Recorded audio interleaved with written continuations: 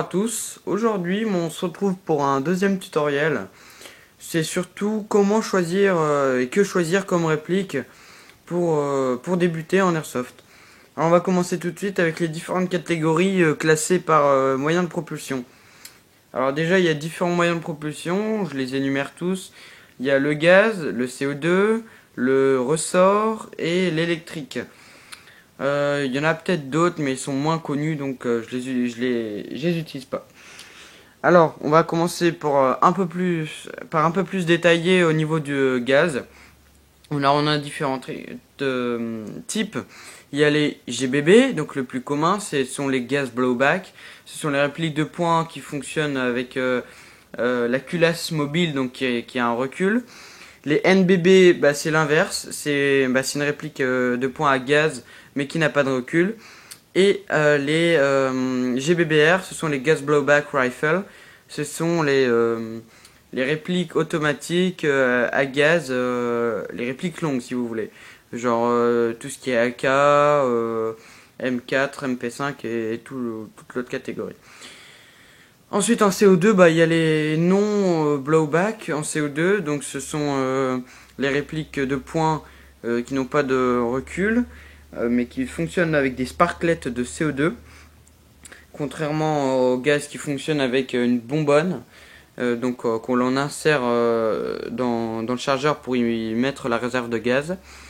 Ensuite on a les culasses mobiles en CO2.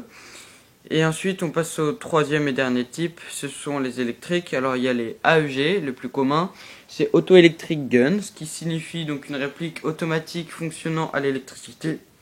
Et les AEP, Auto Electric Pistol, qui fonctionnent aussi eux en automatique, enfin ça peut varier, mais le plus souvent, et en électrique. Alors ensuite, on a aussi les EBBR. Donc là, c'est un peu plus compliqué. Donc ce sont des répliques de points électriques, mais avec effet de recul, donc culasse mobile. Ça fonctionne souvent à pile, donc c'est pas très utilisé en fait. Donc on va passer maintenant à la description précise avec les avantages et les inconvénients de chaque type de réplique. Pour commencer, les springs. Alors les springs, il y a différents types aussi. Il y a les répliques longues, les répliques de sniper et les répliques de points. Alors ici on a une réplique de points. Donc les springs, c'est rechargement manuel à chaque tir. Ça se trouve partout, dans les feux de forêt généralement. Et c'est vraiment la base de tout en fait. Donc c'est moyen. Alors les avantages, il n'y en a presque pas. À part que c'est peut-être classe de tirer la culasse pour recharger. Mettez vos lunettes si vous faites un test de tir. Et c'est peut-être juste ça. Après, les full plastique, il y en a des full métal, bien sûr. Il y a toujours le contraire. Hein. Mais en général, ça tient pas très longtemps. C'est en plastique.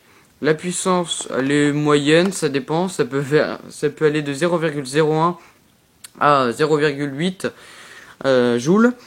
Donc là, ici, c'est une 0,5, 0,6. C'est vraiment le truc de fête foraine. C'est pas à moi du tout. Donc voilà. Pour la capacité, donc le chargeur, il est vraiment, il a même été scotché pour éviter que ça s'éclate. Et quand je mets 10 billes à peu près, ça écarte les pattes et elles sautent tous. Donc voilà. C'est pas top, mais pour débuter, si vous le souhaitez ne pas faire de partie, juste du tir, c'est suffisant. Le prix est de une dizaine d'euros on peut aller à 80 € pour ces répliques. Ensuite, il y a la réplique longue. Moi, j'ai eu au début un FAMAS manuel de Cybergun.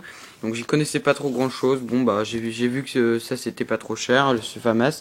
Alors, je l'ai acheté. Et puis, je me suis dit que plus tard, en fait, c'était pas trop le bon truc. Donc, c'est pour ça, ne faites pas la même erreur. Ça sert à rien de dépenser de l'argent par la fenêtre. Regardez plutôt un de ces tutoriels que je fais ou d'autres personnes font. C'est beaucoup plus facile après pour choisir sa réplique. Donc les springs, pour vraiment faire de l'airsoft, c'est oublié.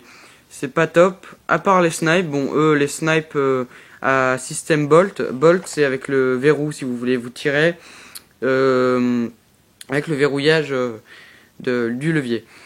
Et mais ça en même temps c'est un peu obligatoire. Après il y a de l'électrique, du gaz, mais pour un snipe c'est beaucoup plus cher. Ça atteint les 1000 € environ. Donc voilà, c'est un peu cher. Ensuite on passe au AEP. Alors je n'ai pas toutes les répliques présentes.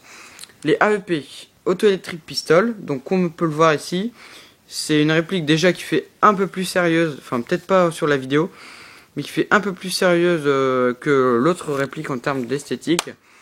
Mais ce n'est pas encore ça, puisque là ça reste quand même du cheap. C'est pas du Marui, c'est du Sima. Sima Glock 18C. Voilà, donc on va tout de suite regarder donc la différence. C'est qu'en fait à l'intérieur, on a ici tout ce qui est là, c'est le mécanisme de propulsion électrique, c'est la gearbox. La gearbox, c'est tous les engrenages pour propulser la bille.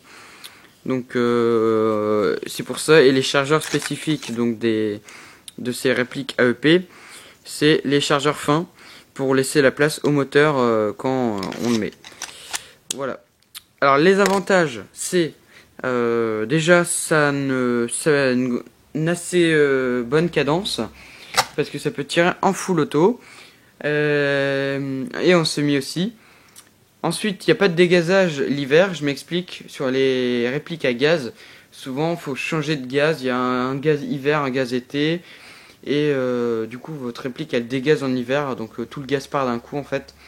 Donc ça, c'est un peu l'avantage. Ça ne craint pas le froid ni le chaud. Enfin, c'est pas trop bon le chaud quand même. Et puis, c'est assez polyvalent. Bon, il n'y a pas la culasse qui revient en arrière. Et puis, c'est pas encore trop développé en termes d'airsoft. Donc pour l'instant tout le monde se tourne vers le gaz. Bon, moi j'ai pris une alternative.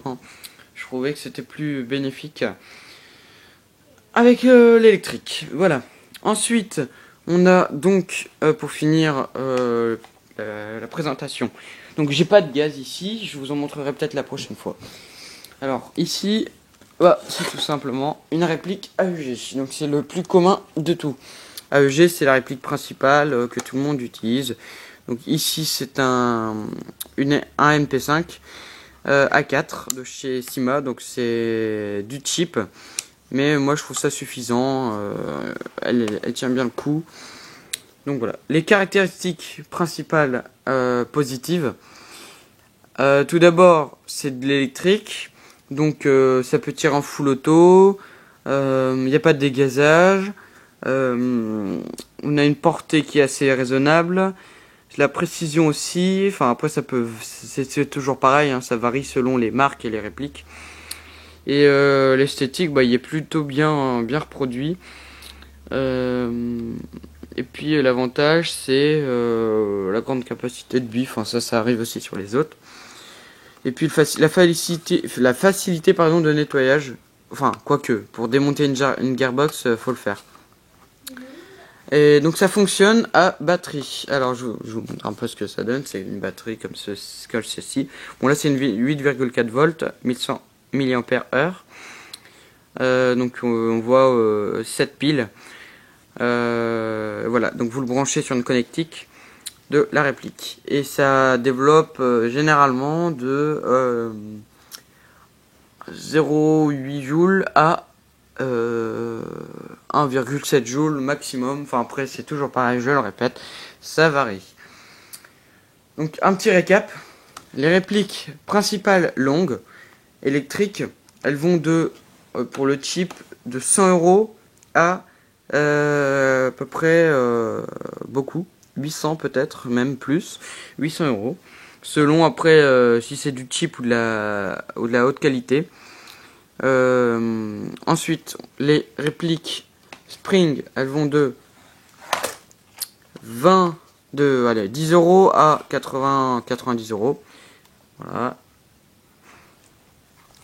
Et enfin les AEP, alors là c'est de 50 à 100. Pour le Marui, c'est à peu près 150 € pour une réplique comme ça.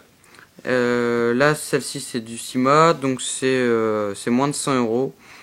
Vous pouvez l'acheter sur des magasins étrangers aussi.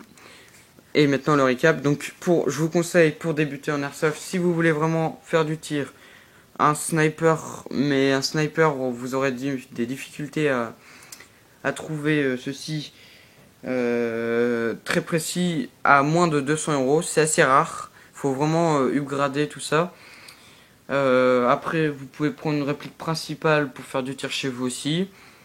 Une réplique de points à ressort aussi. S'il s'agit de faire de l'airsoft avec des gens, des parties, une communauté, là il vous faudra donc une réplique principale électrique de préférence. C'est polyvalent, on peut tout faire avec, franchement c'est bien, customisation. Et en secondaire, soit du gaz, soit de l'électrique, sachant que l'électrique n'est pas trop puissant, ce qui fait un peu moins mal. Et puis c'est la cadence qui est pas mal, même si certaines parties OP n'autorisent pas le full auto.